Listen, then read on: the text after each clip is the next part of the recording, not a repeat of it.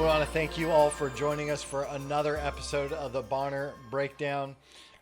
This week, I'm here with Bonner County Commissioner Dan McDonald. Dan, it's good to have you on the program. Thanks for having me on. Yeah. So you've been in here before, and we've had some fun conversation. And in the hot seat. In the hot seat. Yep. That's right. Well, it's not that hot. It really isn't. It's actually kind of a lukewarm seat. Lukewarm seat. Yeah. Well, for us religious people, that's not good. I know. Okay? There you go. That's There you right. go. From the biblical perspective, we're not. We try to avoid lukewarm. Not the lukewarm, either hot or cold. Yeah, but we do like to try and make sure that we can listen. Yeah. And we can hear all the different perspectives. So that's what we do here. But hey, we are going to start off with our good report, right? We do a cheers to the good report to start off every episode.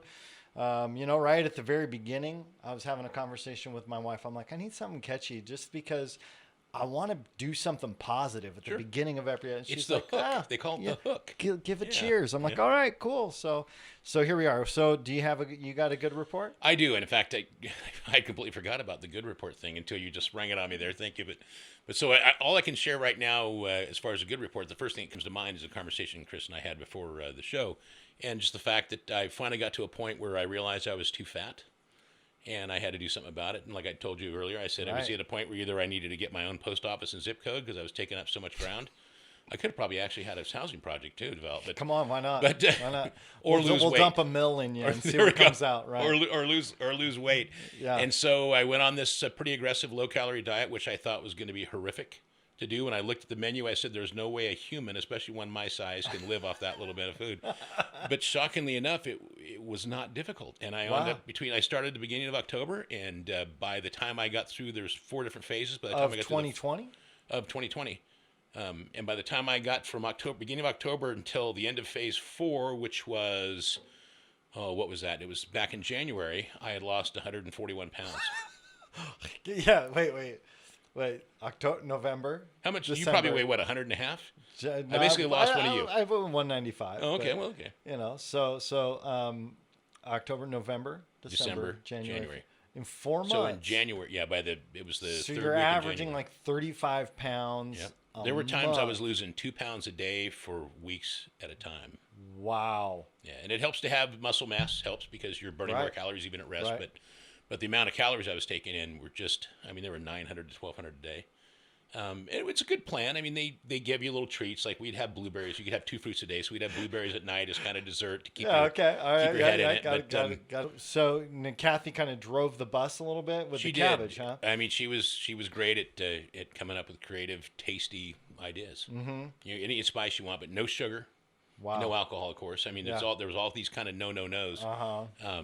But it was remarkably, I hate to say this, it was pretty easy. And I've turned it, and a bunch of people have been turned on to it from watching me because I'm, posted on Facebook.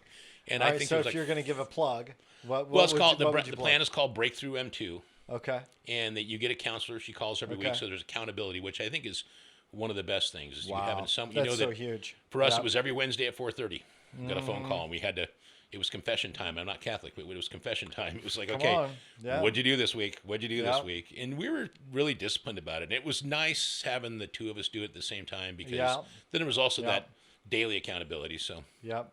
Well, Mika, my wife's being a naturopathic physician. She's found that if you can do it in pairs and you can have a partner, you're way more successful than trying to do it on your own. So like when we make dietary changes, we just do the whole thing as a family. Yeah. So if one of us needs a shift, we all shift. Yep. And it works great. Wow. Well, congratulations, man. That's my good report. Come on. I feel great. I don't even think I can top that. I mean, I went from a 4XL to 2XL, and even this 2XL is, as you showed feeling a little baggy. Feeling a little baggy. Wow, that's awesome, man. That was a downside, is I had to go out and buy a bunch of new clothes, and I'm not a shopping type person. That's not my bag. I'm a buyer, not a shopper. All right, cool. Well, so for me, on the good report, one of the things that I've just seen a couple things happen lately where people have been struggling with places to live, right? Finding housing, they're having to move for whatever reason. And I've had reports, obviously working with the housing agency, but even in the church world, where small groups and groups from churches are helping these single older women move. Oh, great. Like they're just picking up, they're showing up with their trucks, they're loading everything up, and the women are showing up at the house and cleaning the old place and just helping, you know. And so it's just encouraging for me to see our community still rallying around the needs in the community. It's been one of the beauties of this community, and we moved here full time in '96, and there had been this horrific accident, and the girl was being brought back finally after being hospitalized in Seattle, Wow. one of our local community, and the Long Bridge was lined with people to welcome her Wow. back, and it just kind of shows the cool nature of this community. And I've always told new people, because we end up getting new people into our office, and you know, what's it like? What are the people? I said, listen, if you're friendly to your neighbors, they will bend over backwards to help you out. That's They will absolutely bend over backwards to help you out, as long as you're cool to them, you know. Yeah. But I mean, it's the great thing about this community. It really is. It's Someone amazing. always is ready to step up. Yep. Yep. So, yeah, that's my good report. It's always good to see community in action. You know. So, hey, man, cheers. Okay, I'm going to do it with my water bottle. Yep. There we go. Hey, it's all good, man. Whatever. That was works. the other thing is you have to, with this diet, you have to drink half your body weight in ounces per day. So when I started, I was drinking 9 quarts of water a day. Let's take a sip. And now I can't stop. I enjoy it. It's anyway. That's great. So like for those people who maybe haven't watched you on the program before, and this is their first time really seeing Dan McDonald, the real Dan McDonald, not just the caricature of what everybody thinks Dan McDonald is. Or my body double. Your played body him. double. Yeah. Yeah. He's still got to lose weight, Yeah. but you know, your body double does. But so tell us a little bit about yourself, kind of your history moving up here, and just a short recap. Okay. Because there is a previous episode that I'll put it in the link in the program if they want to see you up from when you were on last time. So moved here full time in '96. I started dating a woman in Napa who eventually became Napa, California. I know California is a bad word to some people, but it's good to be from there. Good to be from there. Yeah. But met this girl in church. Started dating. Her parents were born and raised here. Her whole family's from here. So when we would go on vacation this summer, we would always come here, and that was '79. First came up here, and the first time I had the typical Long Bridge experience. Came across the Long Bridge and went, I have to live here, you know. Totally. And I was from a beautiful spot. Napa Valley's gorgeous, but nothing like here. So all of my career, I was struggling to find work here. I kept, doing inquiries every year. Would come up, I'd try to find a job, could never find anything, and I got recruited by this company, and they said, "You can live anywhere in the U.S. you want. We will pay to move you." And I said, "Well, we've got a house and property up here, North Idaho, Eastern Washington." And they looked at it and they said, "You're nuts. There's not enough people in that area to constitute a territory." And I said, "I don't care. Give it to me, and I'll make it work." And so that's kind of how it started. We moved here full time in '96, and the rest was history. That's awesome. I was had a great career with a great company, fantastic job. Got to call my own hours, work out of my house. I was on the road a lot, but I was. I had relatives, Dale Van Stone, former commissioner, and we had a family. We were having our yearly family reunion, and Dale and I started talking politics, and he says, "You know what?" He goes, "You need to run for county commissioner." I said, "You're nuts. Why would I give up this great paying job to go be a county commissioner? I got all this freedom. No one's yelling at me. It's awesome. I'm making money." Yeah, I'm making good money. And he said, "No, really, you got to consider it." Well, next thing you know, fast forward several years, I'm doing this political talk show. I started watching the county going, man, their budget. Who are you doing the talk show with? Bob Winhausen. We had a face-to-face on 1400. Yeah. And so I started paying attention to the county and started looking at their budget because I have a background in that, in running businesses. And I'm going, man, they're really making some odd choices and spending some money that, it's looking kind of bleak for the future. Someone needs to step up. We always say that. Right. Someone needs to step up. And rarely do we ever look in the mirror. And so one day I came home and I told my wife, I said, "Hey, I want to give up this really good paying job with all this freedom where I only work, 3 days a week and get a job working as a county commissioner." And she instantly wanted to have me committed. But she said, "Are you sure?" And I said, "Well, yeah, I thought about it a lot. And I said, I think I can be a benefit to the community. I think I can help people in the county out. I think I can get the county straightened out financially and operationally." And so I threw my hat in the ring, and the rest is history. And I've still been able to retain my marriage.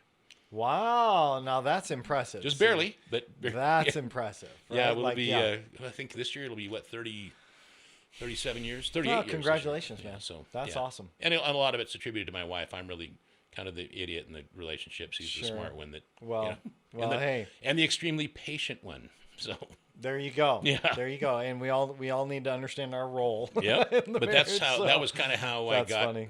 to this, in this chair today, is that, Yeah. it was kind of that. And Yeah. you know, I have no regrets. I've enjoyed the job and made a lot of nice changes. And I think for the most part, most of the people are happy. You can't ever make everyone happy. Absolutely not. It's the first thing Absolutely you resign not. yourself when you Yeah. go for political office. You're going to upset somebody Yeah. regardless. So, Yep, and some people are going to be vociferous about it, Mm-hmm. and that just is what it is. So, which is why I've never ran for politics. So tell me a little bit about some of the biggest wins that you've had so far as county commissioner. When you look back, you go, okay, these were really big wins that you've had. So the first thing that, when I was running in 2016, because my schedule was so free, I was coming down and hanging out at the county building and talking to department heads. Right. And one of my goals was to learn the job before I got the job.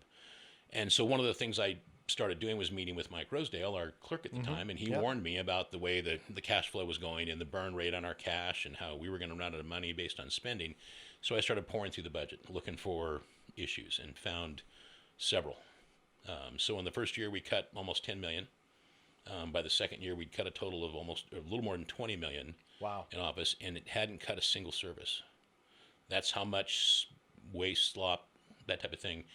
That was one of the first big wins. Now, part of that was because we made some other structural changes inside the building, in the way we operate. We went self-insured for liability insurance and for health insurance, which started out saving us over $1 million a year every year.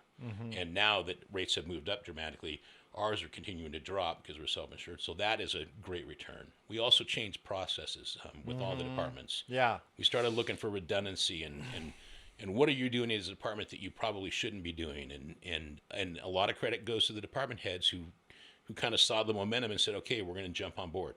We like this because now we're doing things more efficiently. It's making our life better. And we're better managing our budget. So those are probably the biggest wins. But there's a lot of little parts that go with all those big wins as well. So, Yeah. Well, and during that process, I know that it was very difficult for certain people to walk out that change. Yep. So what have you seen as kind of being your biggest challenge so far? So within the first 3 months, the term I would always hear when I would say, listen, why are we doing it this way? And they'd say, this is the way we've always done it. Right. So I stood up in the monthly, we have a staff meeting every month with all the department heads and the other electeds. I said, okay, I'm banning a phrase from the county. And that phrase is, this is the way we've always done it. Because when you use that phrase, it gets rid of all creativity. Yep. It gets rid of the try. We're going to try to do it differently. We're going Right. to look for better alternatives. And so I made the announcement, and again, thanks to the department heads who grabbed the mantle and said, "Okay, here we go. Okay. We're gonna move this direction." And we've just made a lot of great small changes that no one ever sees. Yeah. But when you back up, it's like we never had central purchasing. Okay. So each department was buying 2 reams of paper or a case of paper.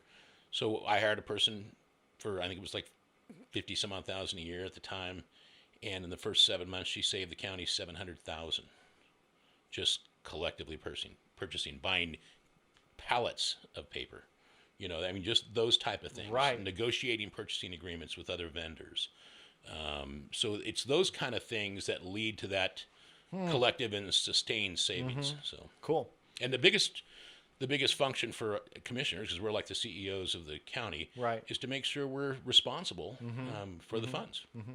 Yeah, I had a great meeting with you guys 2 weeks ago on Friday, or was it 3 weeks ago now? 3 weeks ago, yeah. Yep. So and we were talking about housing, right? Yep. And so I'd love to get your kind of hot take on some of the growth here. I know we're going to talk about some stuff Sure. concerning growth, but we're seeing an unprecedented level of housing price increases. We're seeing the availability of rentals is gone. Right. So we're in a really unique position as a community with very little to no options, seemingly, Right. for creating opportunity for locals to live here.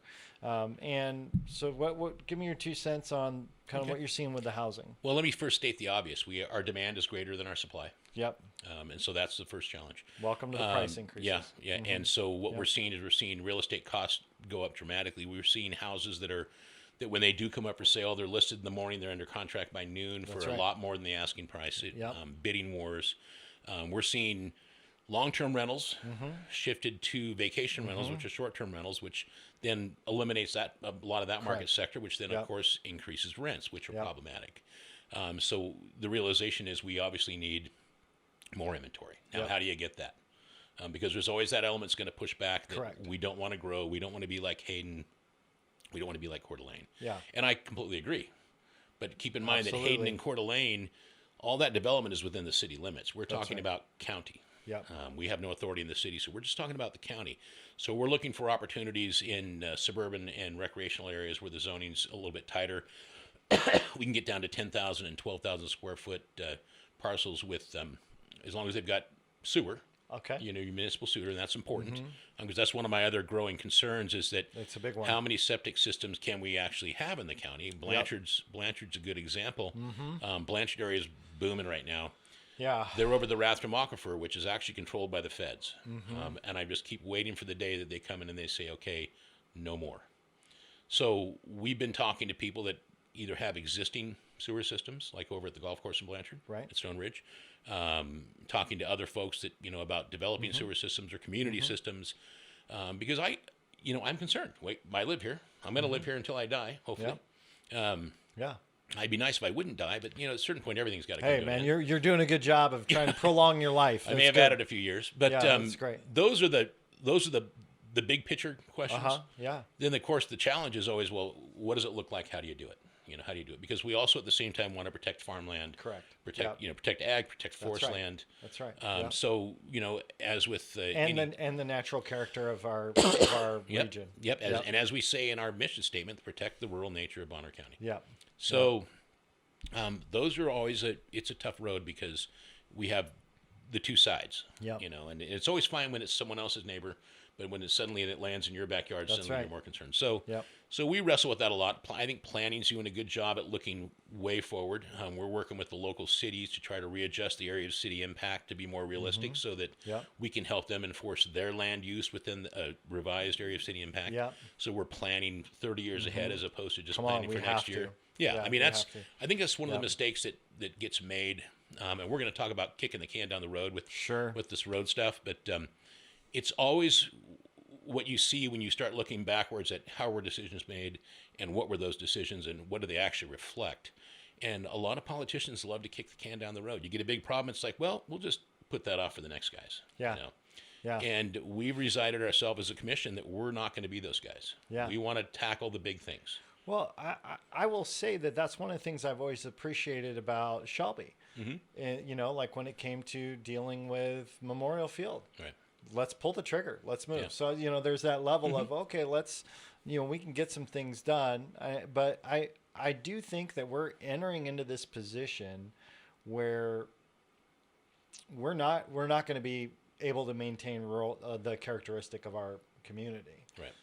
You know, I was thinking and I think there's still ways. I mean, you can do things tastefully. We don't want absolutely. We don't want wall to wall. In fact, I've seen some of these neighborhoods where you go into, and I think, thank the Lord I don't live there because I would never be able to find my house. They all look exactly the same. Thank God there's numbers on the buildings. You know, so. But they need to make the numbers bigger. Because, absolutely. Especially the older you get, if you start doing that. You know, but I think that's one of the important design aspects. Now we don't have any control over that. We can to a large degree, but to a small degree we do. But I think that's one of the important aspects if you are going to build here and if you are going to build a development. And no one's knocking down our doors right now yet to build large-scale developments. No. But if they are, then let's make sure there's, you know, tree buffers between the road and the development. Let's make sure they're nicely arranged and appointed and the land use is done properly. And please don't make them all look the same because I'll never find anybody that lives in there. So. Yeah. Well, I think that you know, just one of the biggest challenges also is the character of the community changes a lot when people not from the community move here. And I think you have a joke about starting a class. Yeah, no, for people, but so there was it's one day I had this revelation. I'm on first, waiting. In fact, I pulled up and stopped. There was a gal with New York license plates trying to get out in the Subaru, and I stop and do the typical Bonner County thing. Oh yeah, I'll stop. Go ahead and come on out. So I wave her out, and she looks ahead and looks back at me again, and I'm going, no, go ahead. She looks ahead, looks back at me again. Go ahead, and she looks back and flips me off and goes roaring out. And I thought, you know what? We need a class for the new people that move here, because I recall when I first moved here, the hardest thing was slow down. Yeah. Everything's slower here. I always tell everybody, if you need a part or something, it's going to take 2 days, regardless of what it is, because that's the culture here. We're not in a hurry. We enjoy where we live. We enjoy being here. We enjoy going outside and seeing what's around us. Yeah. So I think we need a class. It could be as short as 2 weeks. And then we're going to train you. Here's how. Of course, Well, everyone will have a little electric cords hooked to them, and if they get the answer wrong, we buzz Wow. them. Okay. No, I'm just kidding. Wow, No, I'm that's just kidding. That's a little more aggressive than I thought you were going to get with that. Well, if you want real change. I mean, Well, one of the things that is interesting is how so many people love when they come up here. They come up here. My wife was skiing, and this wonderful family, is up there, and they're from, I don't remember if it was somewhere on the East Coast, and they're like, this place is amazing. Everybody is so nice, and they're like, we're gonna move here, and because wait, well, hold on, we got a lot already, but that's just the reality of that character, that people just love how we are. Well, and I think that's the key, because I've always said I don't have a problem with anybody that moves from another area. I don't care if it's California or whatever. Absolutely. But when you move here, remember why you want to live here. Remember what the culture's like, and don't try to change it, because I can't not tell you how many times I've had conversations with people saying, you know what, we moved here because we love the area. But you know what you need? You need and then fill in the blank. Big shopping mall, big freeways, boom, boom, boom, boom, boom, boom, boom. And it's like, well, no, that's really not who we are. We like to keep it simple. We like to make it make sense. We don't need a lot of big everything. Coeur d'Alene and Spokane are not that far away, especially if you're from another part of the country where they're used to driving 100 miles. It's nothing. You're not. Well, let's talk about the toll that's happening, right? Because there's some realities of having so many people move into the area, and we're seeing huge increases of building permits, huge increases, obviously, with home sales and all that kind of stuff. But the one thing that a lot of people don't consider and don't think about is the toll on the infrastructure. Yep. So, and in fact, I'll give you some of our latest numbers out of planning. So, great. So we had a typical our biggest year in planning, and I'll keep it just to round numbers, but our biggest year in planning was 2005. Okay. That was when the most permits, most That's when I moved most up here. things happening land use wise were going on, and it was a record year. Since the housing crash, we hadn't seen that. Now, the last couple of years, we saw ourselves steadily creeping towards that number. Yeah. But already this year, we are on pace to blow out 2005. Wow. I mean, at this point in 2005, I think there was 86 building location permits issued. We're already at 164, I think. Wow. I recall the number. I mean, planning is slammed. I mean, they are absolutely slammed. Yeah. And so with that growth, what we're seeing is when we start looking at, okay, where's this growth happening? It's almost all rural. I mean, for the most part, it is because of the county. We're dealing with just the county, not the cities. But we're seeing people that are moving further out. They want their own little piece of paradise, which is awesome. But what that means is the infrastructure that we worry the most about, roads, are being heavily impacted. We've got about 364 miles of gravel roads in the county. Okay. And what we started seeing over the last couple of years is our cost to maintain those roads going up exponentially. Every year we always see material and labor increases, but this was of a magnitude that was starting to really alarm us.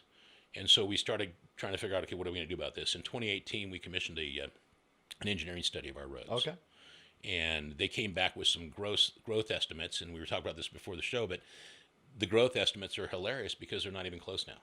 We've blown those so far out of the water, it's not even funny. Totally. So with that comes a greater impact on these county roads. So we tried to figure out how are we going to handle this, because it's actually putting a toll on our budget for road and bridge. I mean, we've successfully kept taxes flat at the county level for the last 3 years on purpose.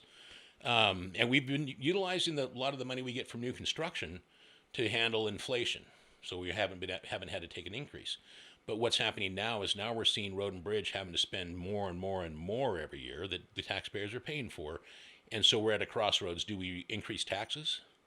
Do we go for a levy to try to make some more permanent fixes?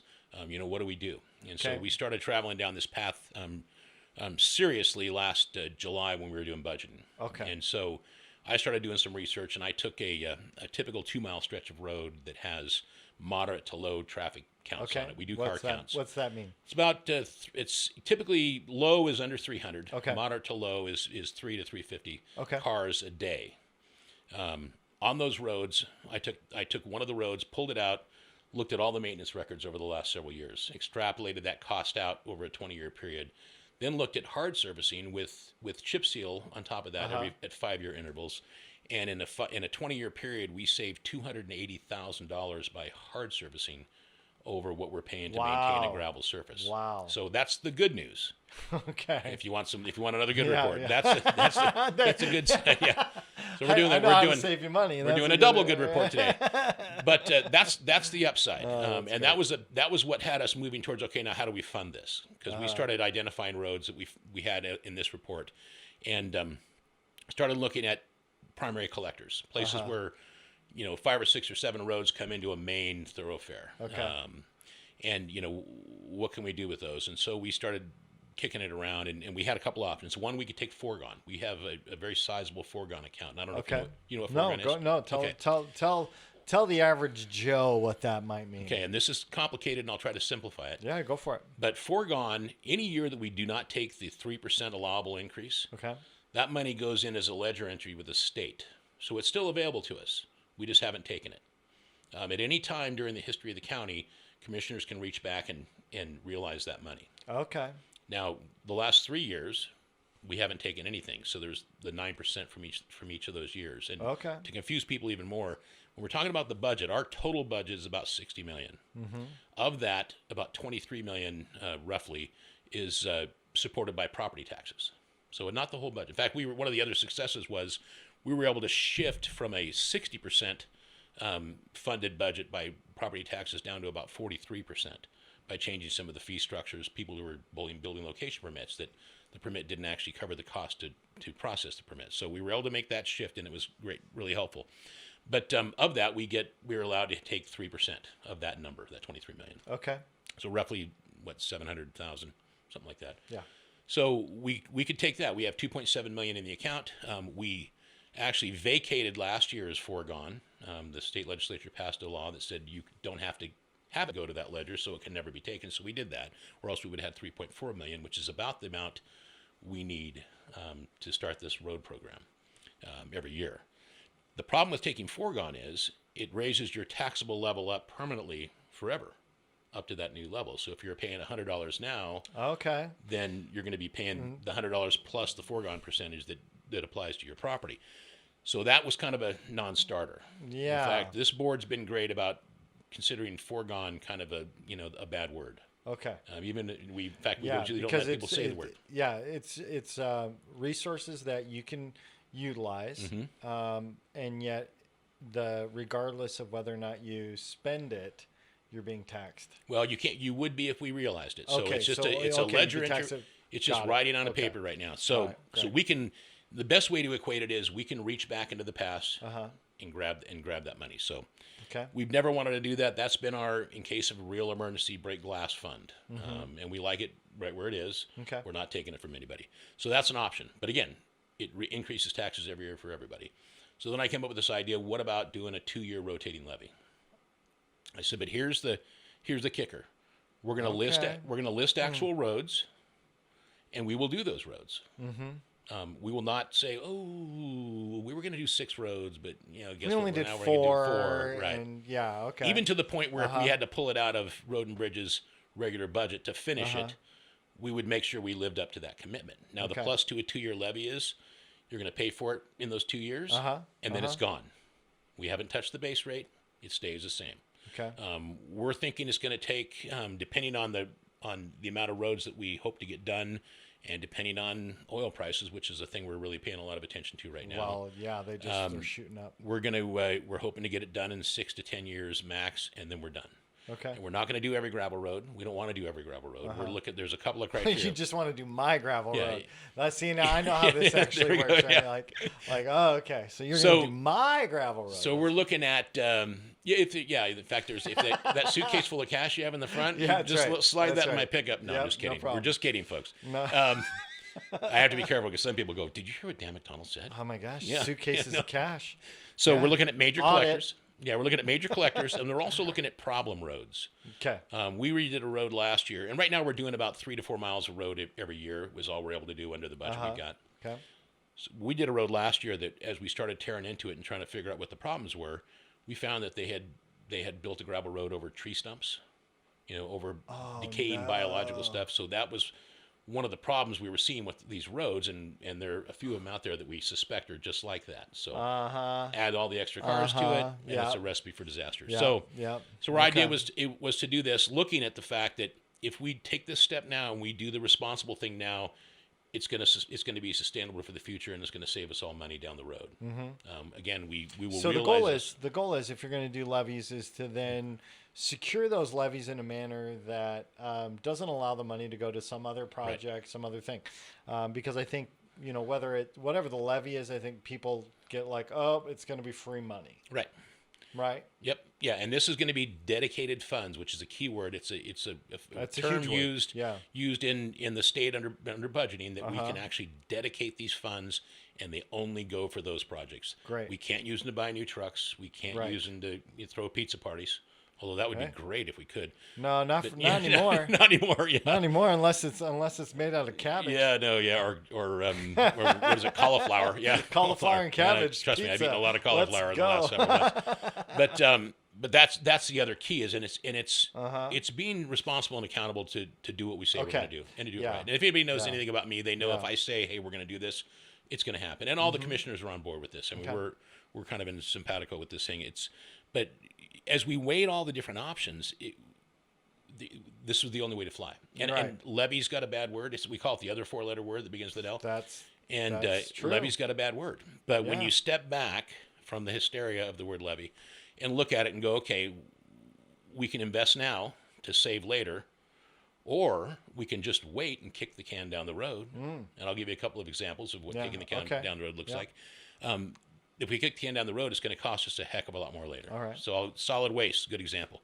1996, they put in a new tipping floor at the Colburn facility. And for those who don't know, all the trash created and taken to our sites all ends up at Colburn, not too far from your church, as a matter of fact. Yeah. Yep. And from there, it gets shipped out of the county. So we are inefficiently hauling trash from all over the county into this tipping floor. This tipping floor was designed and built in 1996. It had a 4-year expected performance life. It was a stopgap measure. That was it. Something to get us through the next few years so that we can plan to do it right. Oh. But then the plan to do it right part never actually happened. So here we are, 96 to 2000 or 2001 now. So we are looking to do some dramatic improvements there. What it would have cost us to do it in 96 compared to what it's going to cost us to do it now. It's always the case, right? Without a doubt. I mean, nothing's going to be less expensive than it is right now. No. And the same thing applies to these roads. If we wait, we could wait 10 years and you'll pay 30 times more than what it's going to cost today. Come on. Yep. Yeah. And so totally. So you start doing the economic analysis on it. You start looking at the savings. You start looking at the increased costs, and then just the responsibility as elected officials to go, okay, we're here to do the right thing. Yeah. Not the thing that's convenient for me, because as you know, I own a big chunk of property. So when it comes to the levy, I'm going to pay a good share of it. Yep. Yep. But it's the right investment to make in the county. And there's all kinds of doomsday scenarios. If we aren't able to maintain the roads correctly, someone gets hurt, someone gets killed, lawsuit to the county. Who's liable? Would be, I mean, these levies would be nothing compared to that. So this is when we have to kind of step back from the, oh my goodness, it's a levy, to go, okay, wait a minute. This is what responsible government looks like. You want responsible government? This is responsible government. Right, because there's a handful of things that the county's really going to effectively change and effectively, set a standard on, right? Like, so planning and zoning is a huge issue, but then the infrastructure, roads maintenance, being a huge issue as well. So when you look ahead at this process, what are you looking at for the timelines, and what's happening? Where are we at? We're going to go on the ballot in May, and one of the other commitments. So when we were kind of putting this thing together in the early stages, I said, okay, we've got to have something every year in each one of the districts. You can't just go, okay, this year we're going to do District 3, which is my district, the northern part of the county. Next year we'll do District 1, which is southern part of the county, and then 2 that we have to, every year we have to do something in each one of those. Let's identify roads so that everybody gets a little bit of something. And then within those 3 districts, we came up with little sub areas Oh, And I've got a graphic, but it'll never show up on camera. But there's a PowerPoint, and we'll have it available out there. So do you have a link to it online? I can get you. I'll email it to you. Email it to me, and we'll Okay. put it in the show notes. Okay, perfect. So if people want to take a look at it, you can get it to the link, and Okay, perfect. they can either download it or view it. That's Yeah. great. So Okay. we've identified roads in each one of the districts. We're going Hey, to Logan, make a note of that for the PowerPoint or the presentation and show notes, so we don't forget, because I might forget. Logan, our awesome producer, who's hanging tough with us today. Yeah. It's good. So in the first year, and let me back up just a touch. One of the other realities is we don't want to budget too far in ahead for these. Okay, for what do these you mean? projects. What do you mean by not budgeting too far ahead? Because we don't know what the costs will be. Well, we don't know what the costs are going to be, and what I don't want to run into, and the business I was in before is I did a lot of government work. I was a commercial roof consultant, and they would say, "Hey, give us a 5-year budget outlook for projects." And I go, "Well, tell you what, I'll give you an accurate one for a year, and then we're going to guess on the next 4 years, and as we move through the year, I'll continue to update those because it just oil prices."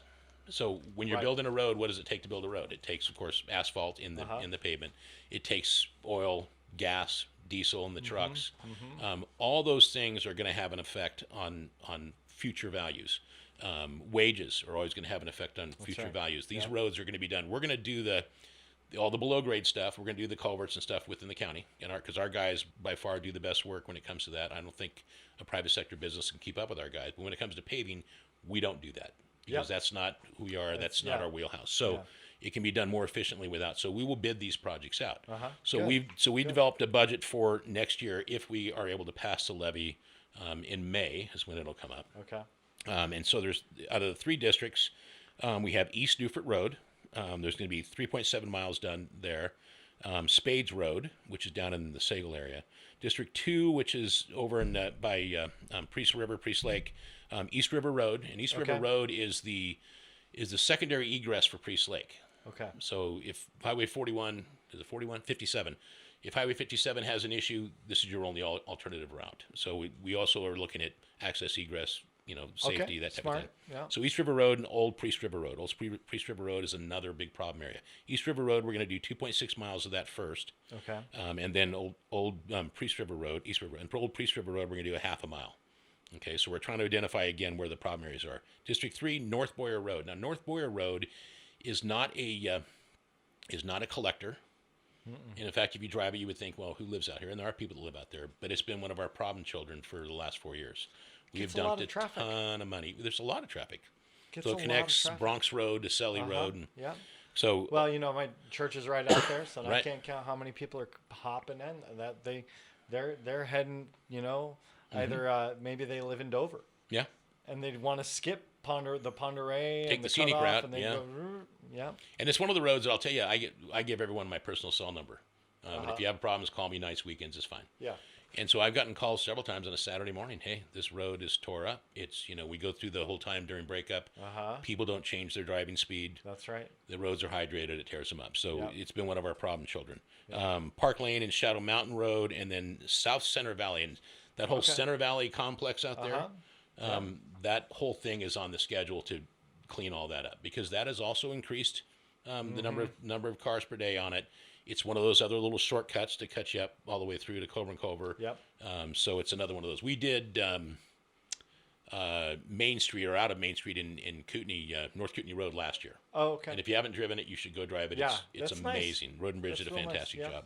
Okay. So those are the first years. The total for that is $3.38 million. Okay. What's that look like on a countywide levy? Well, it's $55 will get us on per 100,000 will get us about 3.6 million. Okay. And so that's kind of our buffer. That's our little bit of an insurance policy that if prices should adjust. And then we'll try to extrapolate the following year, which is always going to be a roll of the dice. Okay. So we're hoping if we do end up getting a little bit tighter than these numbers, then we'll have some carryover, but it'll all go to roads. The money is being designated. Let's say you get through year 1 and you come in under budget, you can roll over those funds into the next project. And right? and the nice thing is we've got lists of roads, and for those viewing at home, there's some of our lists. This is District 1, which you won't be able to read, but you'll have it up there. District 2 list is right here. Cool. Oop. and then District Yep. 3 right here. So we've actually got our homework done. I mean, Uh-huh. Road and Bridge has done a great job at doing their due diligence and really squaring this stuff away in, Okay, in good. conjunction with our engineer, so that if we should have extra money, we'll attack the next road. Okay. Now, one of the things we discussed just last week was that, if we are able to pass this levy in May, we may front load the first year by taking out a tax anticipation note, which is called a Okay. TAN. Government uses it a lot. We've used it before to get through the end of a budget year. But that TAN will be in it. There'll be an interest rate involved, but the interest rate is really low. I mean, it's almost free money. No such thing, but really low. Well, yeah. Only because we're so concerned about oil prices. It's the thing that I lose sleep over at night. I keep watching oil prices going, oh, come on, please, just level out. Just level out. So it might behoove us to pull the trigger this year if we pass it in May. So we may actually be jumping on this a year sooner than we thought. Yeah. So as we get through the year, the public will be able to see the progress we've made, because the next levy will be coming up the following year to vote on that'll be funded the year after that. So Okay. it'll be a series of 2-year levies. I'd love to see us get done in 6, but I'm not that optimistic. Right. Okay. And just to be totally transparent, I think it's going to be more than 10, but we'll see. Or right at 10 years. Actually, not more than 10. Should be right at 10, but it could fall somewhere between 6 and 10 years. And that would ultimately all the major thoroughfare infrastructure needed for Yep. road and bridge to be able to properly maintain Yep. and that's all that. replacing the culverts, doing the ditching work, doing the clearing of the right of way, so Okay. we don't fill up the ditches, and then paving them, hard surfacing. Okay. All So right. you think about all those miles of roads, 280,000 for every 2 miles. After we get beyond this, we're going to start seeing a real savings in yearly maintenance cost, which is the big kicker. Okay. So Okay. So when you look ahead at that and you look at the process for the levy, obviously you're here trying to get the word out a little bit. What else can people expect? Will this be, something that's going to be public hearing, comments, and all that stuff? What's that be a process public hearing. look like? I'm going to go around the county. I kind of decided to take points since I was the Yeah, I was stupid enough to say, let's do this. You're driving the bus. Well, it's kind of became my pet project. But we're going to do a series of forums around the county. Okay. So we're going to try to make sure we hit Blanchard, hit Okay. Priest River, All right. Sandpoint, of Yep, course, yep, probably yep. Clark Fork, because there's some roads in Clark Fork Okay. as well.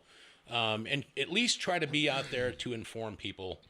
Here's your choice. Vote for it, don't vote for it. It's entirely up to you. And Correct, I yeah. understand either way. If you don't vote for it, that's fine. I'm just, from a economic and financial It's standpoint, going to cost you more later. it's going to cost you more later. Yeah. It's like buying a car and never changing the oil. The engine blows up, and you go, man, I saved all that money, not changing the oil, but now I got to spend $40,000 on a new car. Well, here's what I'll tell you. The biggest frustration I have with levies in general is that they're not communicated well. Right.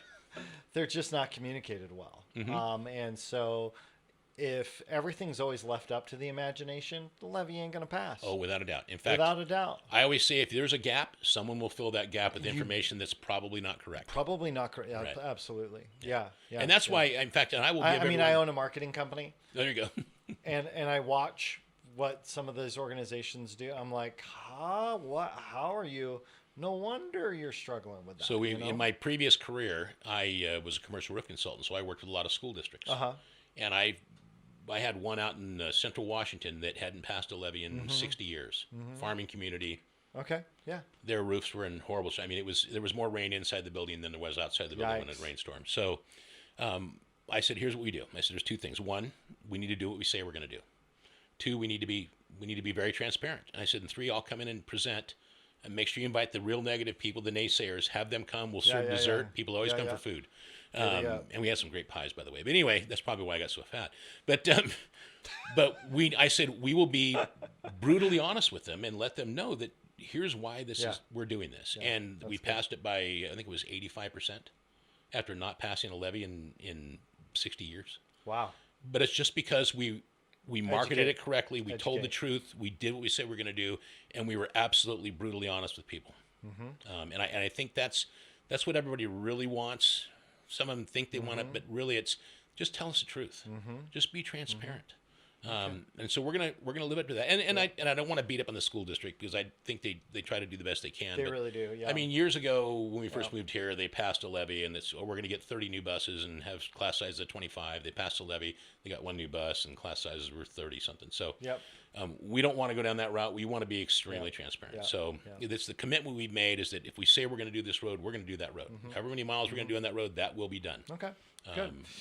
So give people your cell phone number, Dan, because you mentioned it earlier. Yep. You did it last time. So 208 661 0428. That's 208 661 0428. And you can call me anytime, day or night. Logan's going to put that. Logan's going to drop the phone number Okay. on the screen. If I could ask you not to call after like 9 or 10 o'clock at night, that'd be awesome. But if you really feel like you have to, if you wake up, if you're up in the middle of the night, it's 1 o'clock, you're deciding you need a midnight snack, and you think, you know what, I have a question. Dan. I'm going to call Dan. Weekends are fine. I get a lot of calls on weekends. And people are very available. People are very respectful. I don't want to say they've always been. I'm so sorry for calling you, but it's like no, I put it out there for a reason. So I would rather have you get the information straight from me and get the facts, because as you say, the rumor mill will start up its own little universe, and we don't want that to happen. And everybody should know by now, we don't like tax increases. This board does not like tax increases. That's why we have kept the budget flat for the last 3 years. I mean, but this I don't know if you saw my face when you guys said, "Yeah, we're thinking about passing." I know. I'm like, what? Oh, trust me, the conversations we had during budgeting, when I used the word levy, because I said, "Listen, I've exhausted all the avenues. I've looked at grants. I've looked at you name it." Yeah. And it's just not there. It's just not. We're not going to get there. The only two we're down to foregone, which people should rightfully pull their hair out if we talk about using foregone, or these retirable levies.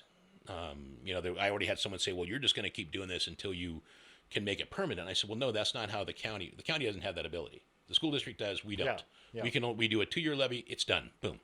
It's gone." We do the next one. You have to approve each one of them. You can judge by looking at the progress, and if you like it, then you vote for the next one. If you don't like it, then don't vote for it.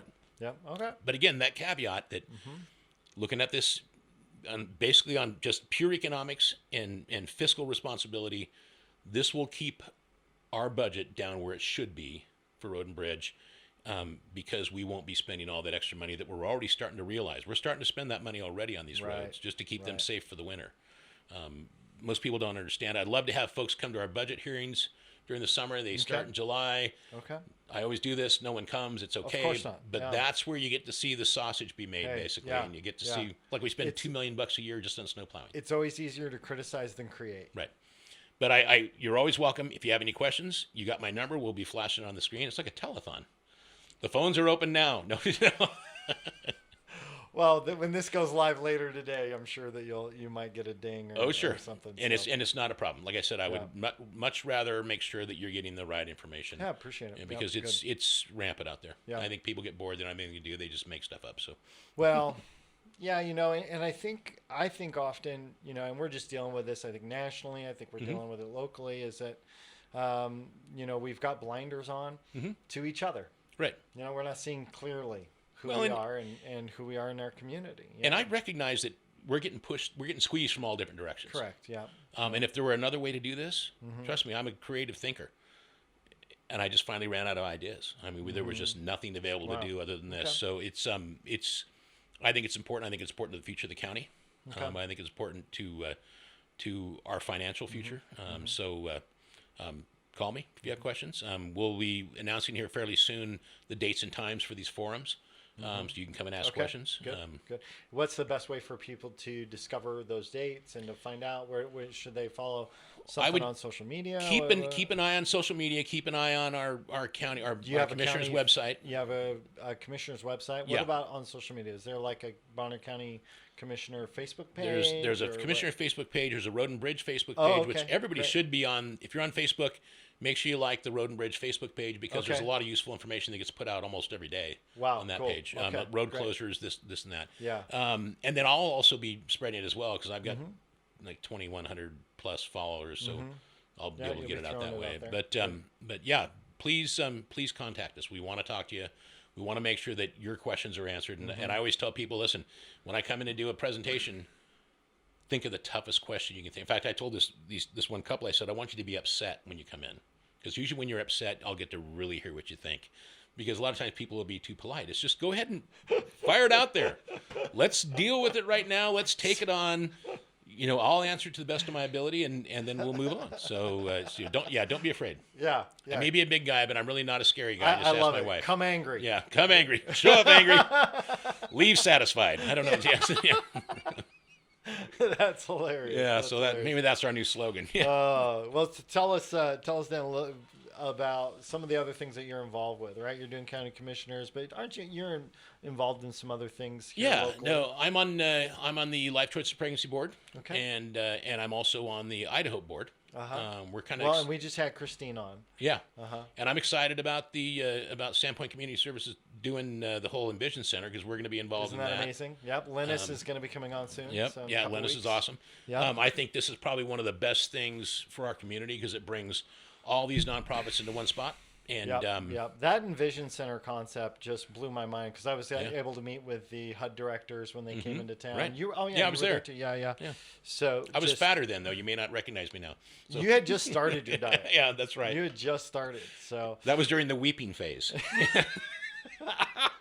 so I want a Three Musketeers, but I have to have cauliflower. that's So- right. That's right. So that concept of the Envision Center is great. Yeah, I think that's going to be huge. The other thing, too, my wife and I are kicking around starting up a foundation. Cool. I've got this real passion for people that want to go to trade school. Okay. And it kind of came from what started this was I was asked to do an award to a Bonner County Road and Bridge employee's daughter who won a scholarship okay, cool. over in Clark Fork. And so Oh, that's great. I'm reading up on her, and I get up there to do the presentation. It was $1,000 scholarship, and I was so moved by her community service, her grades, her overall intelligence. I mean, she's one of those Sharp, people that's got everything, and just a sweetheart, very very humble. As I'm talking, I said, well, you know what? Not only am I handing you this $1,000, but I'm going to give you $1,000 out of my own pocket. Wow. Now, I didn't have $1,000 in my pocket, just so everyone knows I'm not carrying $1,000 around. Yeah, leave him alone. Leave him alone. But I was so moved that no suitcases. I gave her $1,000 from my wife and I, and so it's kind of moved me to go, okay, so where do we need help? And in our community, we need more tradespeople. We do. 4-year school is not for everybody. Trades, I came up in the trades. It's very rewarding. You get paid really well, and it's a good career. So what I want to start doing is I want to start giving scholarships to people that want to go to trade school. I don't care if you want to be a lineman, if you want to be a carpenter, a mechanic.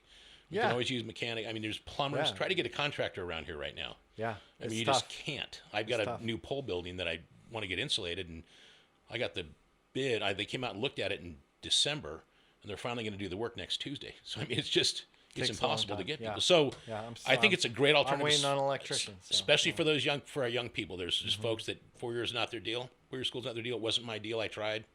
I didn't do well at it. I mean, I just got bored, unfortunately. Yeah. It might be the ADHD. But I was able to excel in another field. Yeah. So it's one of our passions. So that's one of the other things we're kind of getting into. We're starting to put that together right now. Cool. We're excited about that. People that know me know I love to give back to the community. I love this community. Yeah. My father tried to get me to go back to California and take over his excavating business, and I said, no, I will not come back. Not only that, after I die, I will fight extradition from the grave. So that's right. Yeah. So I am part of this community. I want to be part of this community. I want to help support this community. That's awesome. That's awesome. Well, that's great. Great. And again, the Idaho and Life Choices, 2 fantastic organizations. And if anybody's watching this, go back and watch the previous episode with Christine DeNova, who's the executive director at Life Choices and Idaho Families. And she might be the greatest person on the planet. She's amazing. She is amazing. She is amazing. I can never sing her praises enough. No, I am 100% with you on that. Yeah, she's wonderful. Yep.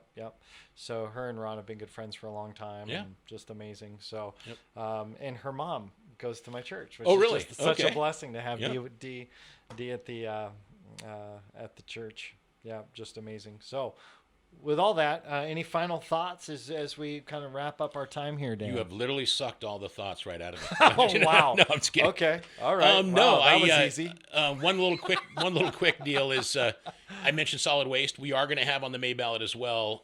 We need to go up for a vote. Okay. We're going after a USDA loan. We were able to good. Okay. We've got a potential. In fact, I was doing some legwork on that today, or some work on it today.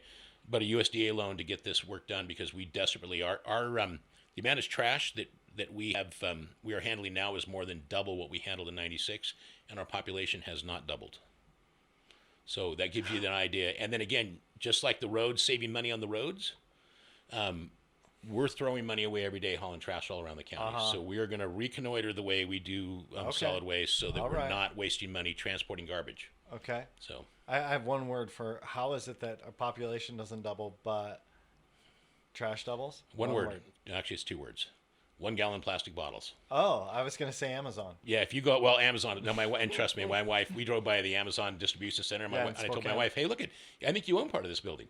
Because they deliver every day at our house.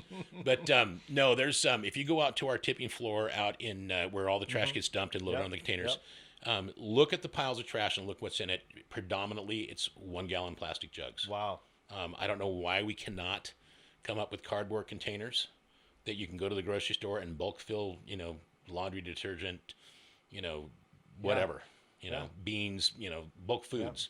Yeah. That is the bane of solid waste's existence, is handling all that stuff. Wow. It's bulky, not a lot of weight, but bulky, so it takes up a lot of room. But predominantly, that's what you see. We tried doing the single stream recycling in Dufert. Economically, it didn't pencil out. Wasn't even close. Right. Plus, people were dumping the wrong stuff in there, and then it just became garbage. It is tough. So, and with China not taking our stuff, that's almost a whole show in itself. But this is the way. If we can get consumer demand to say, listen, we don't want plastic anymore. We don't want these plastic bottles, these 1 gallon jugs. We want cardboard refillable jugs, and it's just to me, it's one of those things. Okay. It's the right thing to do. Yeah. It's just the right thing to do. Yeah. You don't have to be conservative or liberal. You can say, hey, we can get behind this. Yeah. And it's good for the environment. It's good for everything else. Yeah, that's good. Awesome. Well, Dan, thanks, man. Appreciate you coming on. That was kind of a whole data dump of information. That was awesome. Yeah. That was great. Hey, man, I know if I get you a little wound up, we could be here. I mean, and what's funny is this is without any sugar, too. I'm sugar-free, so it's like... you're like a whole new man. Just think if I had a Snickers bar before I came in here. I'd probably be burning up the video. Yeah, so. No. We don't need that. We're good. But no, a lot of good things happening out there. Yeah. Feel free to check in on the county commissioners whenever you want. We're always happy to tell you what we've got on the burner.